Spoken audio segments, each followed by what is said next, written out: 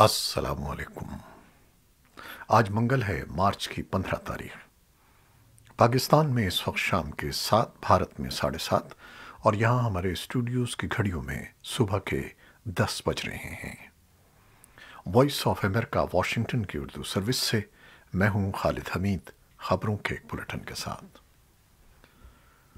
روس تقریباً 3 ہفتے سے جاری حملے میں کیف اور یوکرین کے دیگر بڑے شہروں پر بمباری کرتے ہوئے دباؤ بڑھا رہا ہے۔ یوکرین کے دارالحکومت پر منگل کی صبح کئی فضائی حملے کیے گئے۔ کیف میں ایک اپارٹمنٹ کی عمارت کو نشانہ بنایا گیا، جس میں کم از کم 2 افراد ہلاک ہو گئے۔ پیر کو ہونے والے مذاکرات کا ایک دور ہمسایہ ملک بیلاروس میں ذاتی سطح پر ملاقات کے بجائے ویڈیو کے ذریعے منعقد کیا گیا، لیکن کسی بڑی پیش رفت کے آثار نہیں ملے۔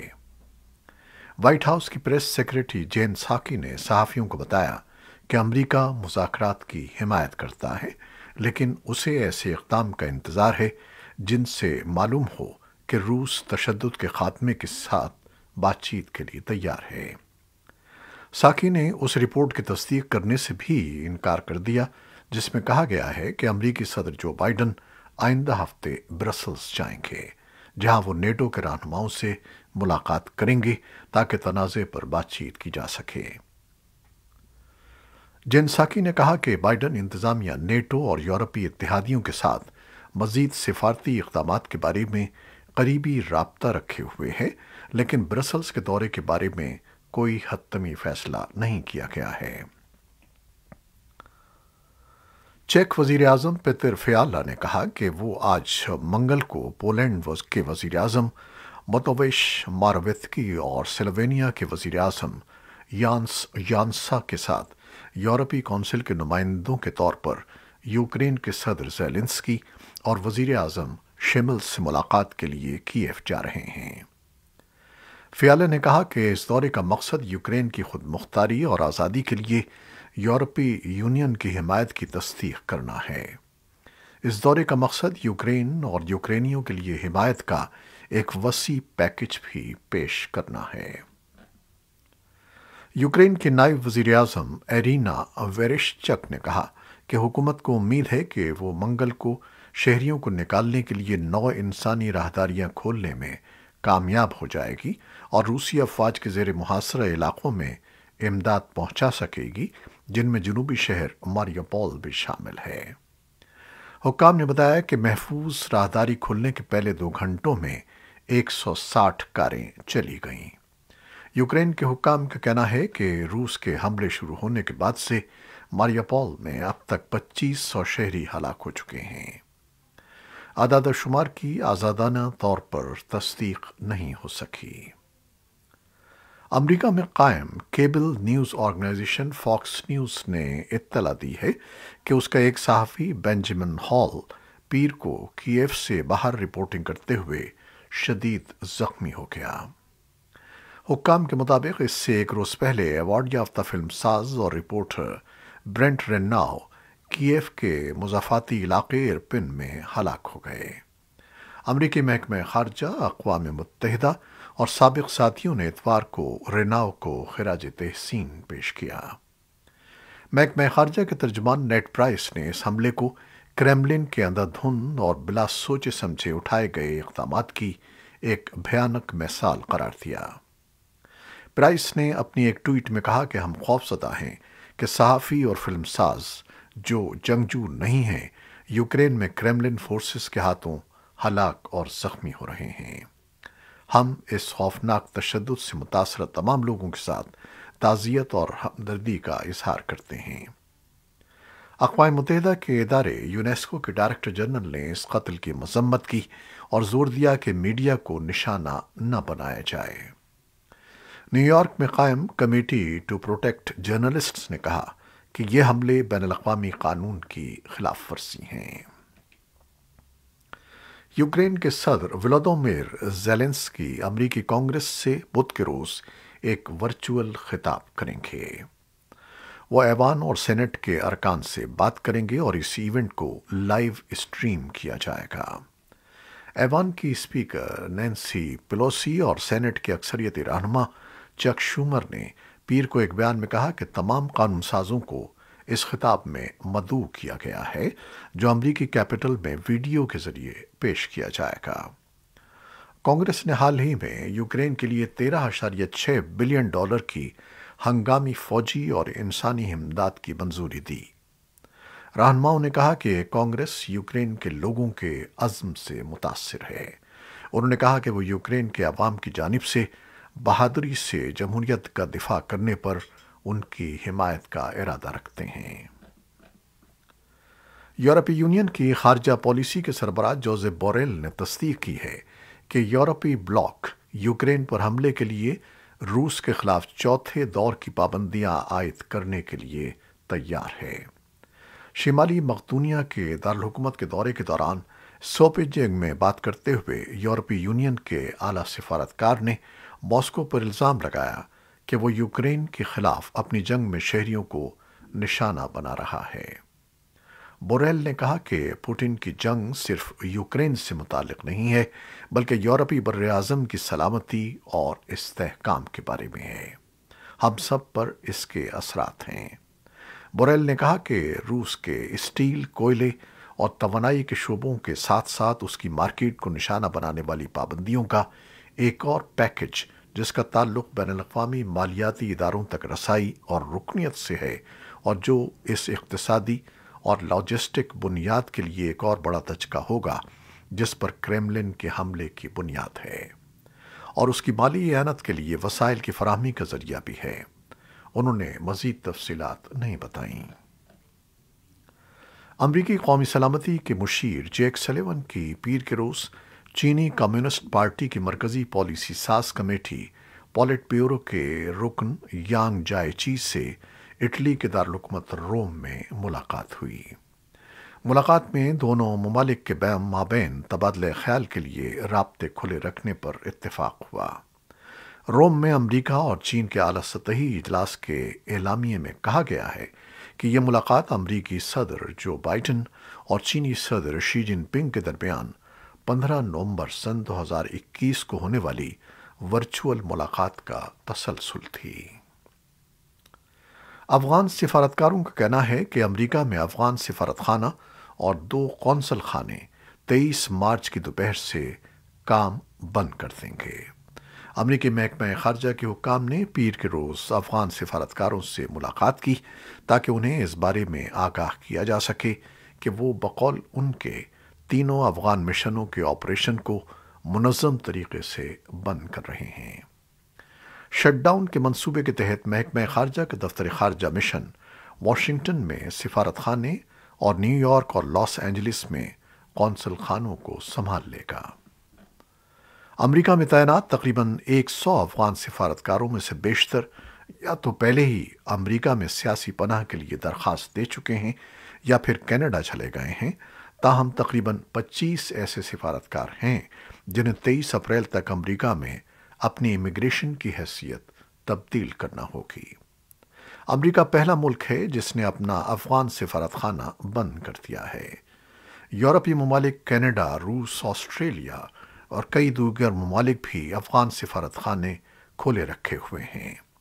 نیو یارک میں اقوام متحدہ میں افغانستان کا مستقل مشن بھی اپنا آپریشن جاری رکھے گا۔ اقوام متحدہ کی ہائی کمشنر برائے انسانی حقوق مشیل بیچلٹ نے خبردار کیا ہے کہ افغانستان میں لڑائی سے ہلاک ہونے والوں کے مقابلے میں انسانی اور معاشی مسائل کے باعث زیادہ جانے جانے کا نقصان ہے۔ مشیل بیچلٹ نے حال ہی میں افغان دارالحکومت کابل کا ایک روزہ دورہ کیا اور یہ پیغام طالبان حکمرانوں تک پہنچایا۔ انہوں نے طالبان پر زور دیا کہ وہ تمام لوگوں کے انسانی حقوق کا احترام کریں کیونکہ بقول ان کے یہی ملک کے معاشی، انسانی اور حقوق انسانی کے بحران سے نکلنے کی کلید ہے۔ ہائی کمشنر نے زور دیا کہ اقتصادی پابندیوں اور اثاثوں کے منجمد کیے جانے کے تباہ کن اثرات کا فوری ازالہ بہت ضروری ہے۔ اقوام متحدہ، برطانیہ، جرمنی اور قطر کی حکومتیں افغانستان میں انسانی ہمدردی کی بنیاد پر رد عمل کی حمایت میں 31 مارچ کو ایک بین الاقوامی کانفرنس کی مشترکہ میزبانی کریں گی۔ सेक्रेटरी जनरल के नायब खुसूसी नुमाइंदे, रेजिडेंट कोऑर्डिनेटर और ह्यूमैनिटेरियन कोऑर्डिनेटर डॉक्टर रमीज अल-कबरॉफ ने एक बयान में रुकन ममालिक पर जोर दिया कि वो इस वक्त अफगानिस्तान के लोगों के लिए दिल खोल कर मदद करें और जाने बचाने की कोशिशों के लिए अपनी फराखदिलाना हिमायत जारी रखें। पाकिस्तान के वज़ीर ख़ारजा शाह महमूद कुरैशी ने भारत की तरफ से पाकिस्तान में मुबैना तौर पर हादसाती तौर पर फायर होने वाले एक मिसाइल के मामले की मुकम्मल तहक़ीक़ात का मुतालबा किया है। मंगल को एक न्यूज़ कॉन्फ्रेंस के दौरान शाह महमूद कुरैशी ने कहा कि उन्होंने अक़वाम मुत्तहिदा के सेक्रेटरी जनरल और सलामती कौंसिल के सदर के नाम लिखे गए 2 अलग अलग खतूत में इस मामले पर सवाल उठाते हुए भारत पर जोर दिया है कि वो मिसाइल के मामले की मुकम्मल तहक़ीक़ात करते हुए इस मामले से जुड़े अवामिल से पाकिस्तान को आगाह करे। दूसरी जानिब अमरीका के महकमे खारजा के तर्जुमान नेड प्राइस ने पीर को न्यूज़ ब्रीफिंग के दौरान एक सहाफ़ी के सवाल के जवाब में कहा कि भारत से पाकिस्तान में गिरने वाला मिसाइल एक हादसे के सिवा कुछ नहीं था। तर्जुमान नेड प्राइस ने कहा कि भारत की वजारत दिफा ने 9 मार्च को पेश आने वाले वाक़े पर तफसीली बयान जारी किया है, जिस पर वो मज़ीद तबसरा नहीं करेंगे। दूसरी जानिब भारत के वज़ीर दिफा राजनाथ सिंह ने भारतीय पार्लियामेंट के ऐवान बाला राज्य सभा में इस मामले पर बात करते हुए कहा कि भारत का मिसाइल प्रोग्राम महफूज है। उनके बकौल हादसाती तौर पर चल जाने वाले मिसाइल के मामले की तहक़ीक़ात की जा रही है। दूसरी जानिब चीन ने भी पाकिस्तान और भारत के दरमियान मिसाइल की वजह से पैदा होने वाले तनाज़े पर तबसरा करते हुए पाकिस्तान और भारत पर बातचीत के लिए जोर दिया है। चीनी वजारत ख़ारजा के तर्जुमान के बकौल पाकिस्तान और भारत जनूबी एशिया के 2 अहम ममालिक हैं और इलाक़ाई सिक्योरिटी और इस्तेहकाम को बरकरार रखना इन दोनों की जिम्मेदारी है। पाकिस्तान में वज़ीर आज़म इमरान खान के खिलाफ तहरीक अदम एतमाद पेश किए जाने के बाद से हुकूमत और हिज़्ब इख्तिलाफ के दरमियान सियासी तनाव में इजाफा देखा जा रहा है। कौमी असम्बली का इजलास बुलाने की हतमी तारीख ताहाल सामने नहीं आई है। ताहम इम्कान है कि तहरीक अदम एतमाद पर वोटिंग 28 मार्च को करवाई जाएगी।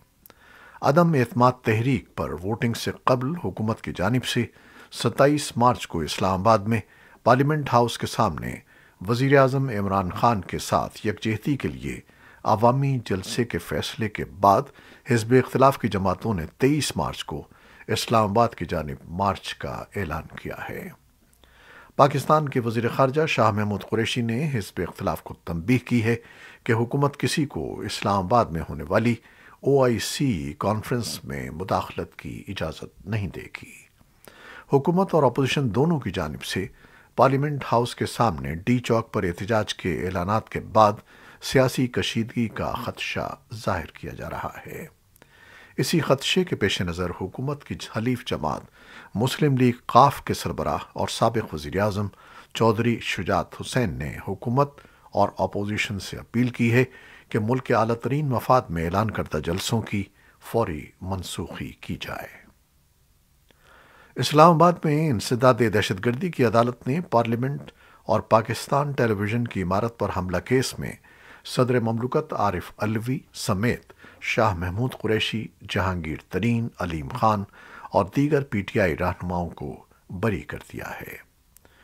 मुस्लिम लीग नून की हुकूमत में तहरीक इंसाफ के सन 2014 के धरने के दौरान पार्लियामेंट हाउस और PTV पर हमले का मुकदमा दर्ज किया गया था, जिसमें इमरान खान, मौजूदा वज़ीर ख़ारजा शाह महमूद कुरैशी, वज़ीर तालीम शफ़क़त महमूद और वज़ीर मनसूबाबंदी असद उमर को नामज़द किया गया था।